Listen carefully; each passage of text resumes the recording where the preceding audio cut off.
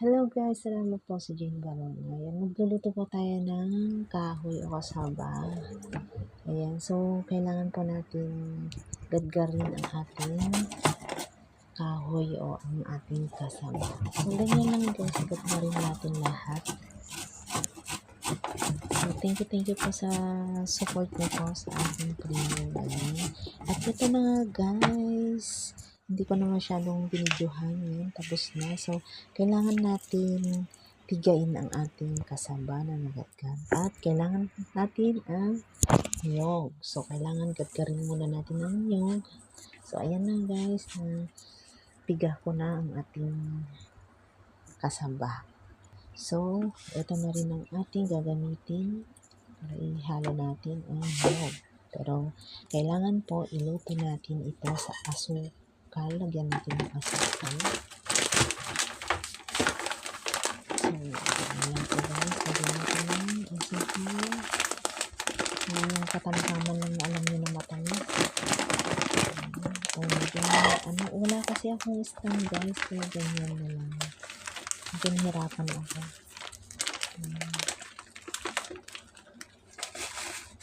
Mas nakarami ang ating asukal sa ganyan lang siya karami. Depende po sa inyo guys kung gaano karami o gaano katamis ang gusto nyo. So, itong ilagay ko sobrang tamis dyan. Pero okay lang naman po sa nilagay kong kasama.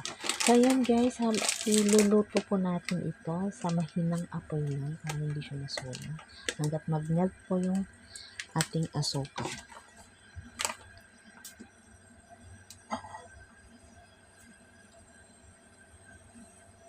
So, mahinang apoy lang yan guys. So, hindi pa siya kailangan kumuloyin. So, ngayon guys, ihalo-halo natin. Parang hindi nakikita yung apoy yan. Pero may apoy po yan siya. Mahina lang. So, nakikita na natin yung white na yung ating apoy.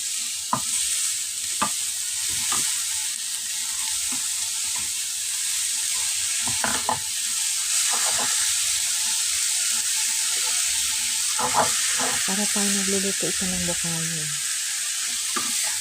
Kasi yung bukayo may tubig lang siya. Ito na. So, ito na nga siya. Nag-melt na siya. So, i-ano lang natin konti kasi marami pang buo-buo yung asukal. So, try nyo to guys. Ang sarap. At ito na nga, pwede na natin So, ayan guys, tapos na. So, ihalo na natin dito sa ating kasaba na nagagad. Ayan.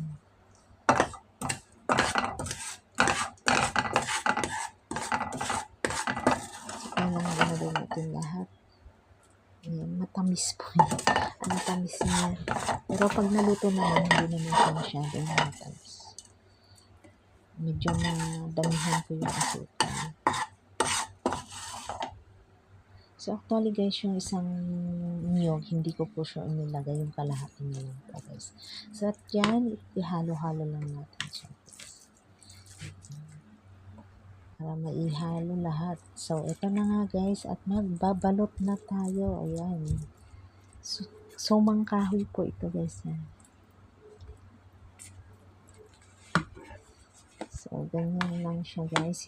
Wala kasi akong stand, kaya ganyan na lang. So, kailangan balutin ng maayos at para hindi pasukin ng tubig. Thank you nga pala kay Sis Mirna Alcantara sa kanyang binigay na dahon ng saging. Ayan, ang mahal kasi dito guys.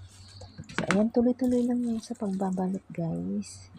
At sana po may natutunan na naman kayong merienda. Masarap po. Pwede pong itong pang negosyo. Masarap po siya guys. So yan, tuloy-tuloy lang guys. Kikita nyo naman kung paano ibabalot. Thank you guys sa mga nandyan parati sa aking mga nanonood ng aking video. So, ngayon lang ulit akong mag-upload ng aking mga lutong bahay. Ayun. So, damihan natin para kahit isa lang ang kainin natin is mabubusog tayo. So, ganyan lang siya guys. Papakita ko na dito sa kasi puro sa ko lang nakikita. Ayun. Ganyan lang siya. Ayan. Kailangan walang pasukin, hindi pasukin ng tubig. Ayan. Ganyan siya. Tapos, itupi lang side by side. Diba? Ayan. Tapos, ganyan. Wala tayong stand. Ang galing, no? Ayan. Tapos, fold lang na ganyan. O, diba? Ayan. So, nabili kong $18 na kahoy o kasaba. Ayan. Nakagawa po ako ng 7 piraso. 7 pirasong suman. Diba? So, ayan guys, ang gawin natin, itatali po natin. Ayan, pag ganyanin lang natin. Hindi ko alam kung anong tawag dyan. At itatali natin sa magkaduluan para hindi po siya pasukin ng tubig pag ilaga natin. So, ganyan lang siya guys. Para tayong naglalaro niyan. So, ganyan siya. So, tuloy-tuloy lang ng ganun din lahat para hindi siya maanuhan ng tubig pag inilalaga or magbuka. Para hindi siya magbuka. Diba? Huwag ibuka.